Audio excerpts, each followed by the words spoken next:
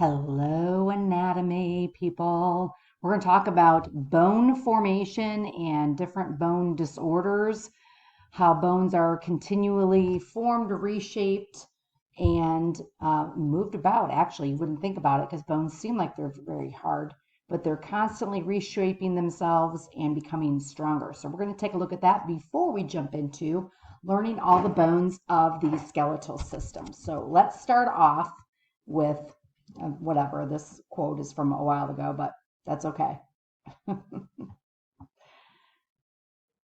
It says that basically if you drink beer or wine, you have a higher bone density.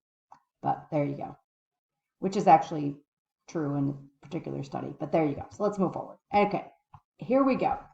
To take notes on these things, obviously you can stop, rewind, pause, do whatever you want to do.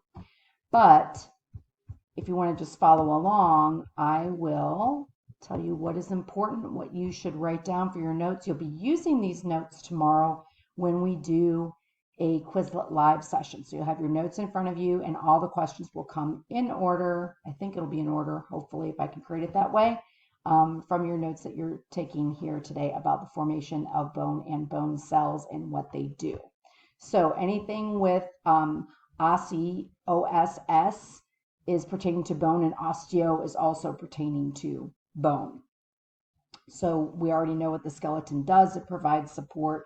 It also does some things you may not know about, which is to make red blood cells.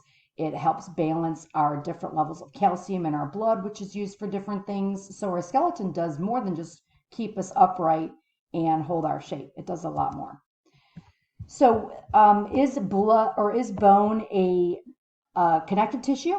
Or is it an organ? It's actually both. It's connective tissue because it's got minerals and different things in it.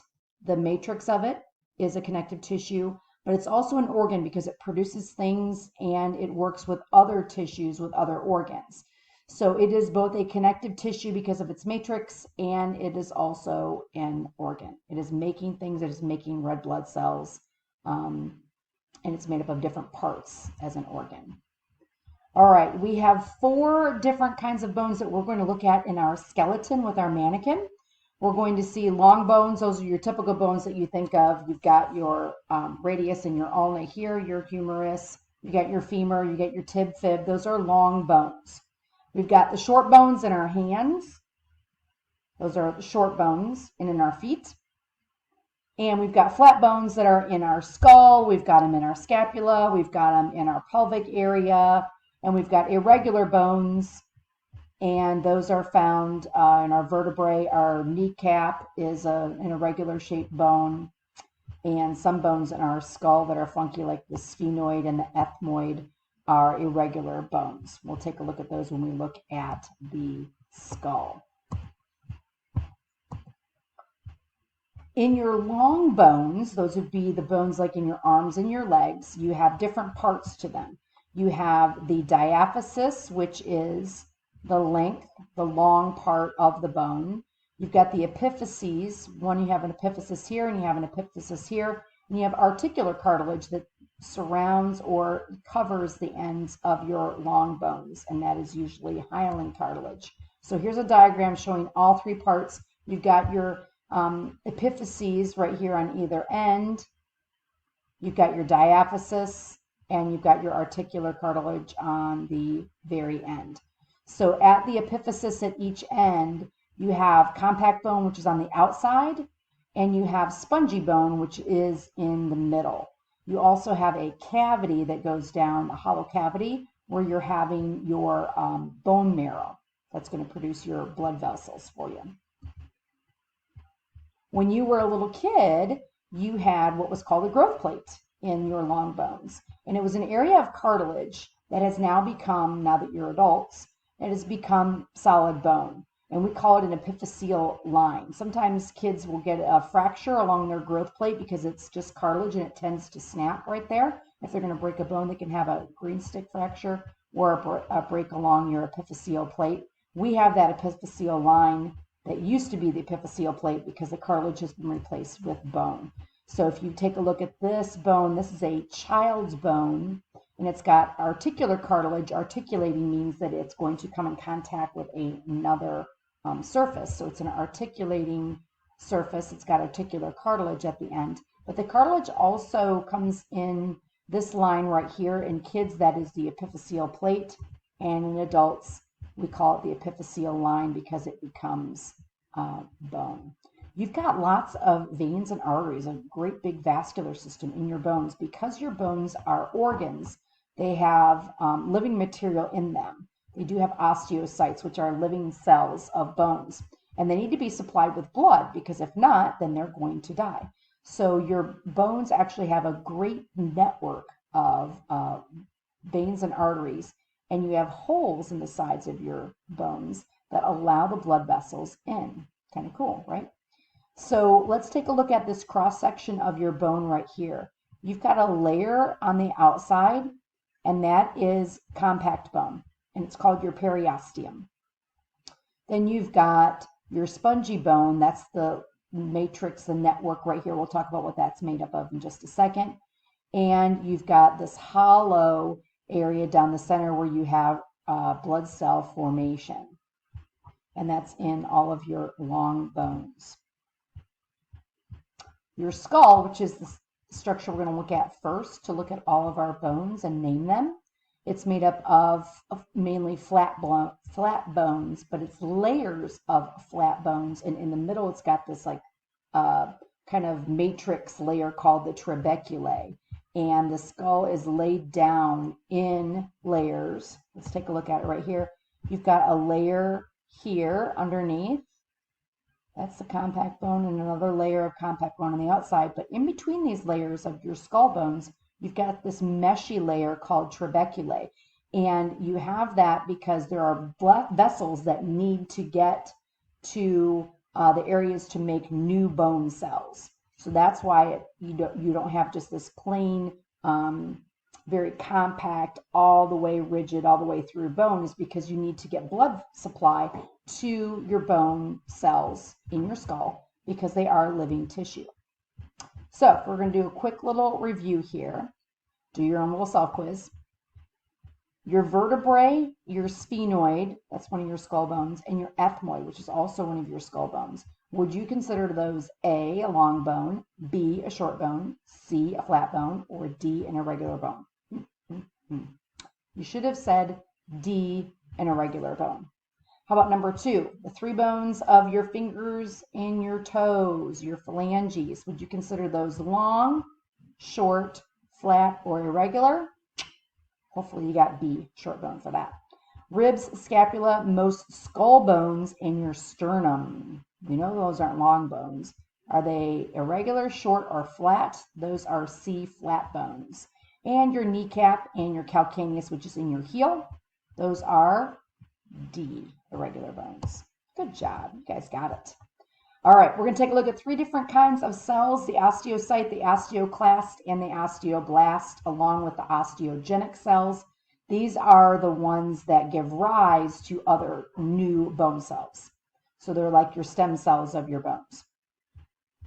You've got bone cells that break down bone tissue so they can build it back up again and make it stronger. Your bone builders are osteoblasts. So the blast builds. It sounds like it would be the breaking, but it doesn't. The clast is the breaking cell. The blast is the building cell. And then osteocytes are your mature bone cells. And they are what make your bone thick and dense. And they also are a source of calcium. We've got lots of calcium there. So our 4th kind of cell, we talked about the osteogenic cell, the stem cell. Just put osteogenic and stem cell. You'll know what that means.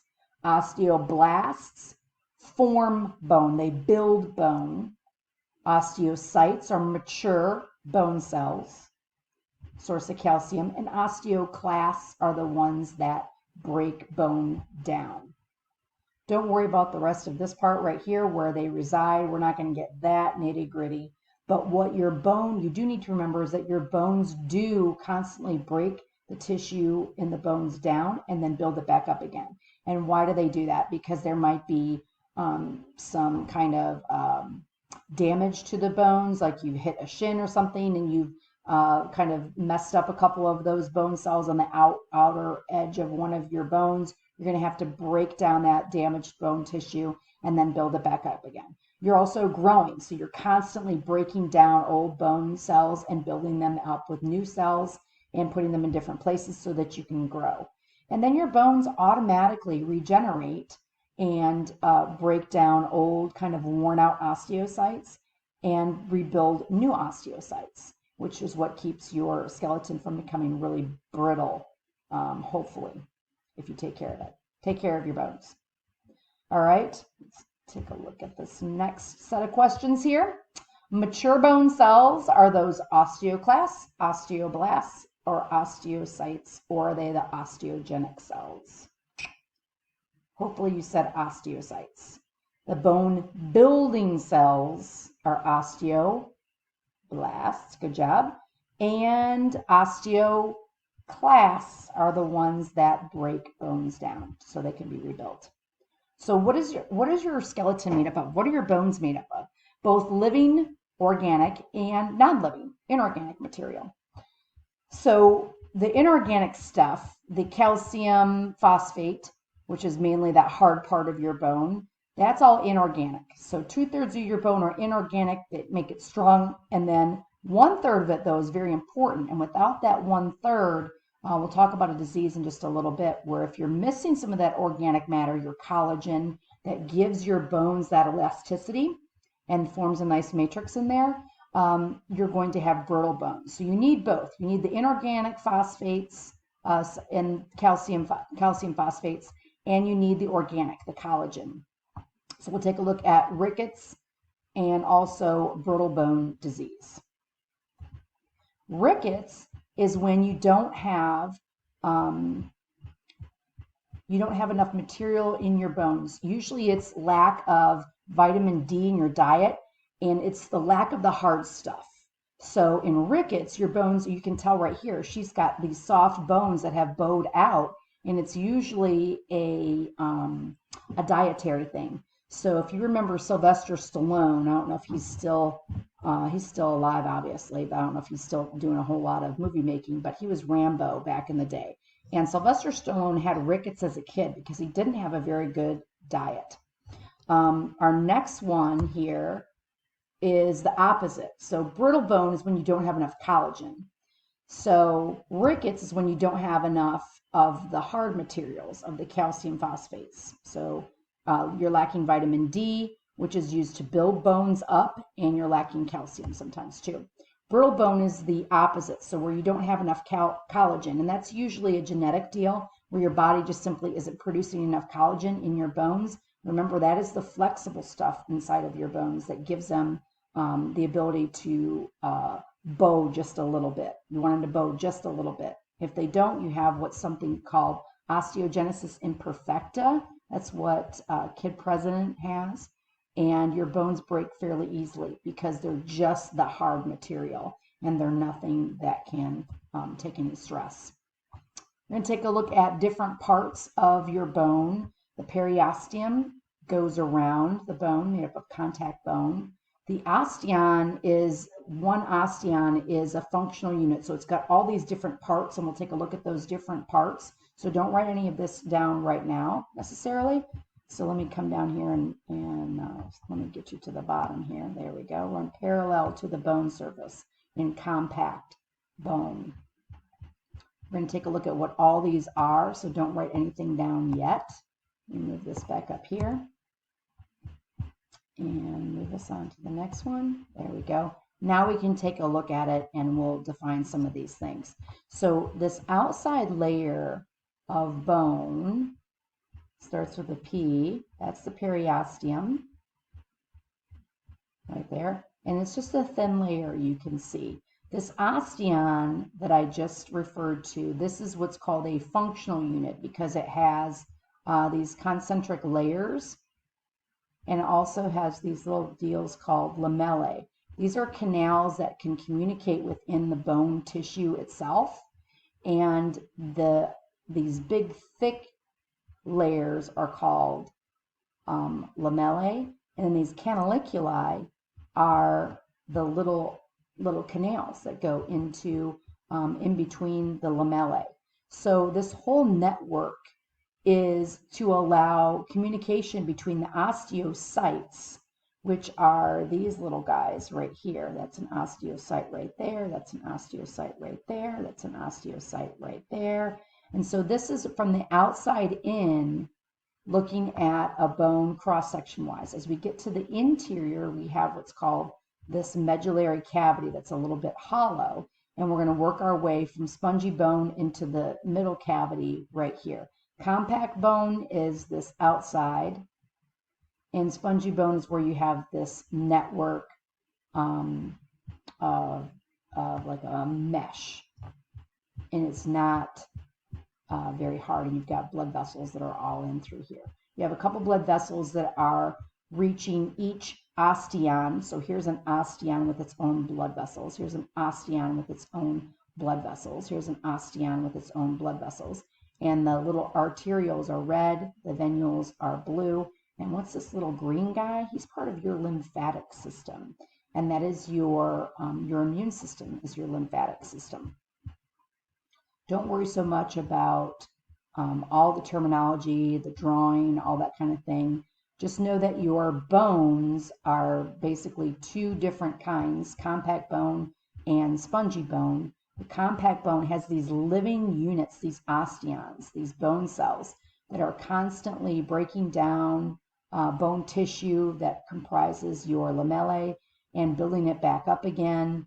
And that is allowing your bones to replace themselves and become stronger, break down, and build back up again continuously. So your bones aren't just formed once you're an adult and that's it forever and every minute until you die. Your bones are constantly replacing themselves with that tissue. All right, so your spongy bone, compact bone was the outside part. Spongy bone is on the inside, and this is called trabeculae, are the network things in there, the solid things. There aren't many osteons, there aren't any, if any at all, osteons in there, and that's because you've got a lot of space in between those trabeculae, and so the blood can flow. You don't need the different canals working in there with your blood supply. So the blood can flow freely because you've got your bone marrow right there. Spongy bone is lightweight. Compact bone is bulky. Spongy bone is lightweight because it's got just a mesh there, and it's made up of a little bit of a different type of material. And the development of your spongy bone, so let's take a look here.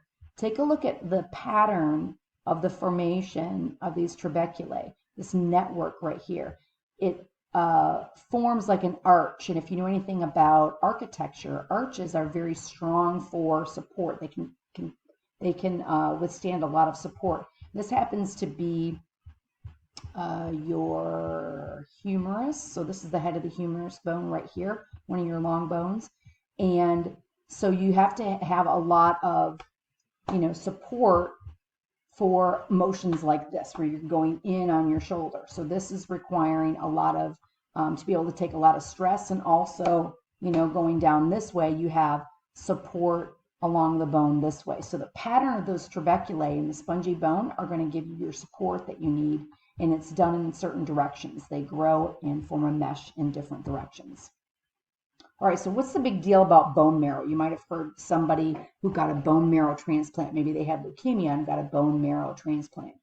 You've got two kinds of bone marrow, red and yellow. Red bone marrow, that's that thick stuff. If you've ever broken into a chicken leg, and in the middle of it, you've kind of gotten to this like red thick, and you're like, oh, it's a blood clot. That's actually the red marrow in that long bone of the chicken leg. And it looks like a blood clot. So what does it do? It makes red blood cells, which is kind of cool. That's where your red blood cells are made, in the red marrow of your long bones. Short bones or regular bones don't have marrow. Just your long bones have marrow. And your yellow marrow is kind of older red blood or red marrow. It no longer produces the blood cells. So we're interested in the red marrow because that's where we get our new red blood cells from. So where is it produced? Or where is the red marrow found mainly? That's found in the flat bones here, and the flat bones here, and the flat bones here.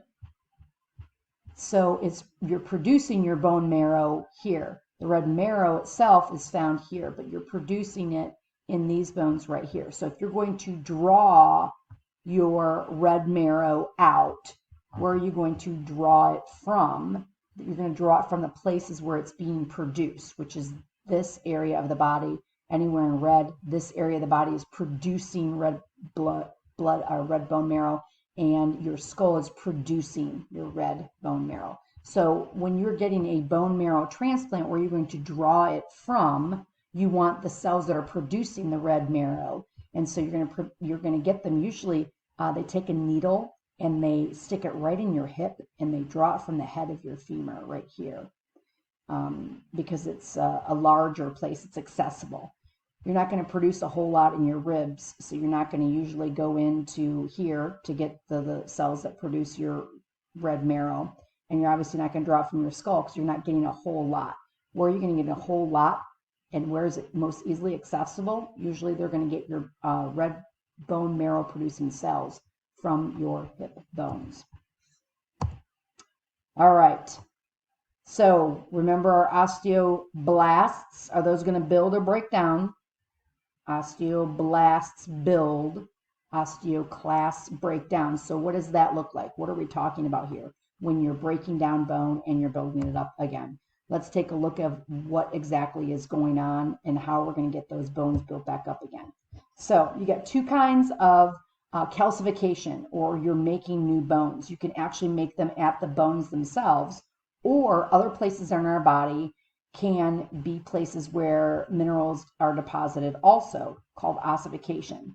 And sometimes you've got what's called arteriosclerosis going on. That's hardening of the arteries.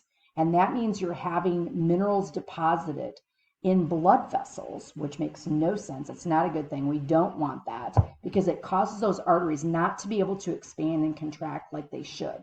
Arteries should be able to expand and contract to allow blood flow through there. And when you have ossification or deposit of calcium and things like that due to diet, usually sometimes due to genetics also, then you have hardening of the arteries. That's called arteriosclerosis. When we are dissolving bones, so we're laying down new minerals to make new bones, but when we are dissolving bones, let's take a look at what happens. We actually have hydrochloric acid, which is really weird that our bones are using hydrochloric acid outside of our stomach, but it actually does that. And if we look at braces, it's a perfect example. I'll show you a diagram here in just a second of this breaking down and building up of the bone tissue. And we use this when you're getting braces on your teeth. How do you move the teeth? Because they're really snug up in your bone socket, in your maxilla and your mandible. So how do you get those teeth to actually move? You've got to break down the bone in the socket itself and then build it back up again on the, right behind it, so that the tooth will eventually move and then remain stable in that socket. So let's take a look at this diagram right here of how that works when you're having braces put on your teeth. What you want to have happen is you want to have osteoclasts break down the tissue in your bone socket, in your tooth socket. The clasts are going to break it down, and then the blasts are going to come in behind and build up tissue so that that tooth moves. It's going to move, and then in front of the movement, you're going to have more osteoclasts breaking down bone tissue, and osteoblasts on the other side building up. So the shape of your socket in your jaw is actually being changed through this process of breaking down bone tissue and building it back up again. So this is a pretty intense diagram here that we're not going to worry about too much at all. This is for AP Bio if you decide to go ahead and take that. but it's just showing that as you're moving along this bone tissue right here, which is your yellow tissue, you have different substances breaking down the collagen and the minerals in the bone, and then you have the calcium phosphates being placed back into the bone to rebuild it.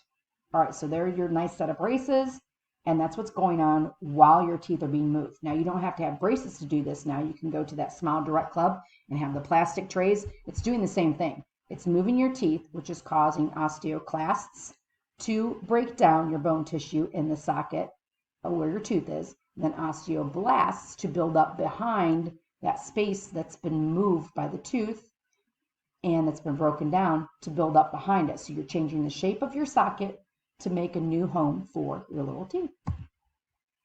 All right, we are going to skippity-doo-dah a little bit over this because it's going to, yep. We're going to talk about that later when we do the endocrine system. So we're not worried about this so much right now in the kidneys and how they regulate blood calcium levels. We'll come back to that again when we look at the excretory system and what's going on there. So we're going to look at a couple of disorders of bones, both disorders and breaks at the end.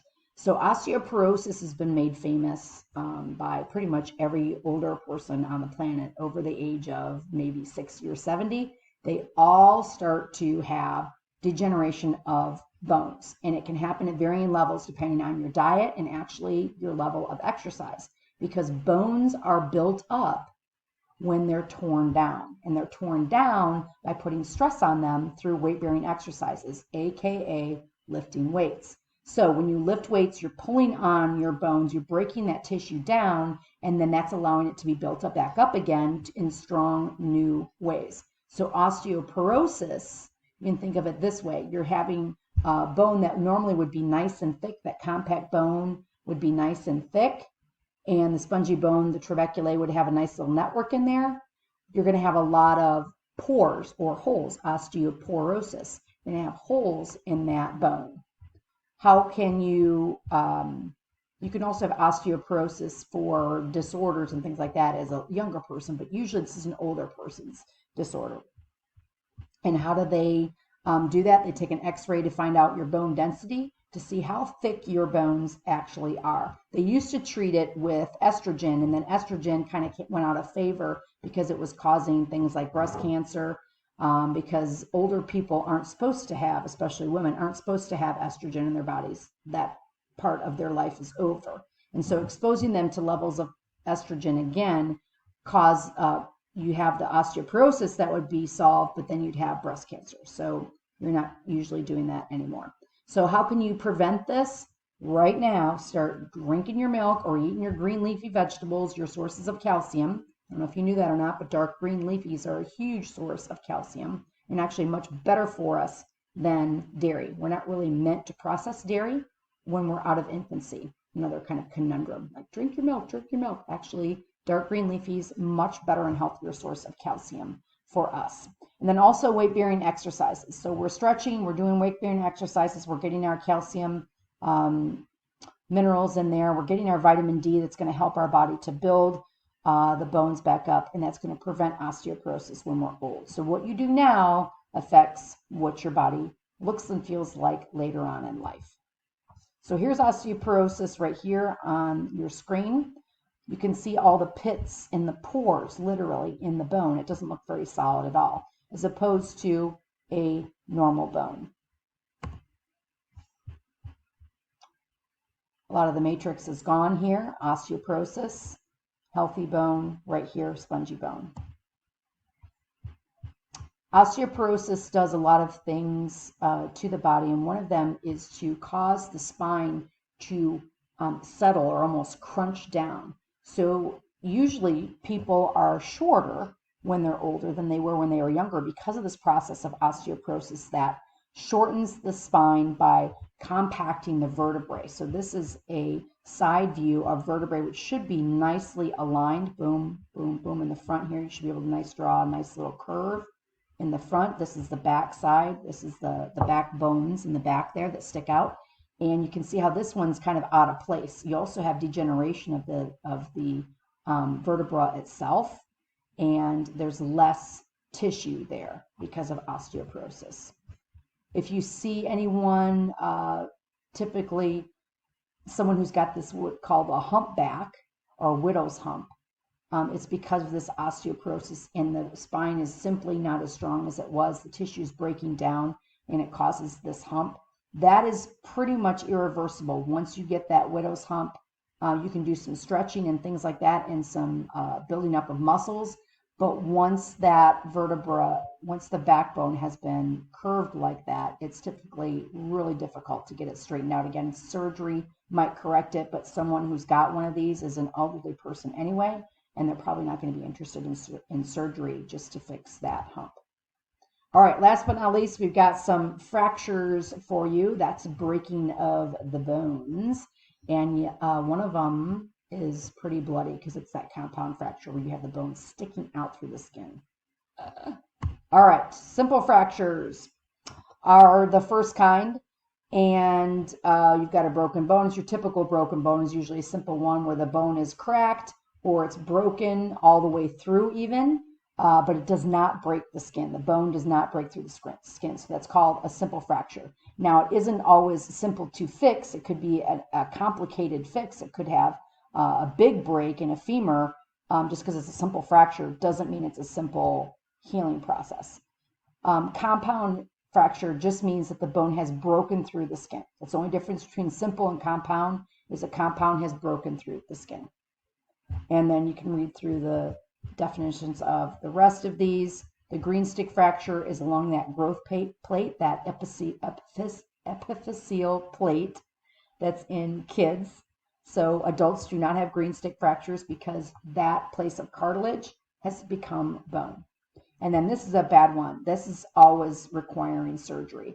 When the bone has been impacted, that means it's broken and the broken ends have been shoved into each other. So you've got to get in there with surgery, pull the different ends of the bone apart, and then put them back together again, usually with some screws or a whole lot of architecture going on in there. Let's take a look. So here is an x-ray of, looks like a tibia and fibula right here.